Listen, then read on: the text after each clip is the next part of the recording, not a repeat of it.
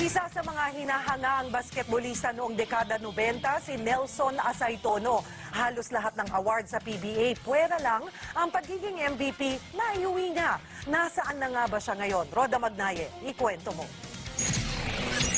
Probinsyano at Tubong Mindoro ang itinuturing na isa sa pinakamagaling na manlalaro ng PBA, si Nelson Asaytono. Nagsimulang mag-basketball si Nelson sa University of Manila bilang estudyante. Matalong ako sa UM tsaka nag-champion ng UM.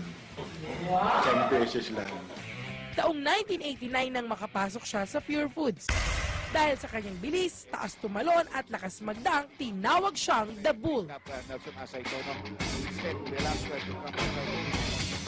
Kaya ang ilang PBA players asar daw sa paglalaro niya. April 7, 2005 nang gawin ni Nelson pang 12,268 point niya. Pang-pito sa may pinakamaraming nagawang puntos sa PBA. Actually, halos lahat ng award nakuha ko na eh. No? Ang isa lang talaga ang hindi ko nakuha, yung MVP. Sa paglipas ng panahon, tuluyang nagbago ang ikot ng bola sa buhay ni Nelson. Lalo na maghiwalay sila ng kanyang asawa. So, yun lang yung ano ko sa sarili ko na hindi nagkakaedad ako na hindi ako nakakabuo ng pamilya. Pero nandiyan yung mga bata, nandiyan lang yan eh. Kahit di niya kasama ang dalawang anak, saludo pa rin ng mga ito sa kanya. Super nice niya talaga. Dito at home and everything.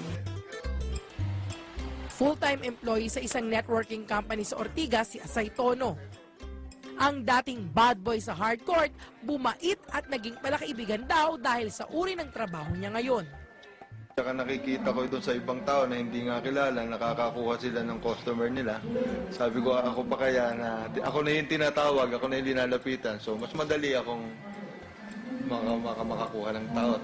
Pero aminado si Nelson, namimiss niya ang pagbabasketball. Kung tatanungin mo kung namimiss kong basketball, sobra. Kaya lang, hindi na natin pwedeng ibalik yung kahapon eh, diba?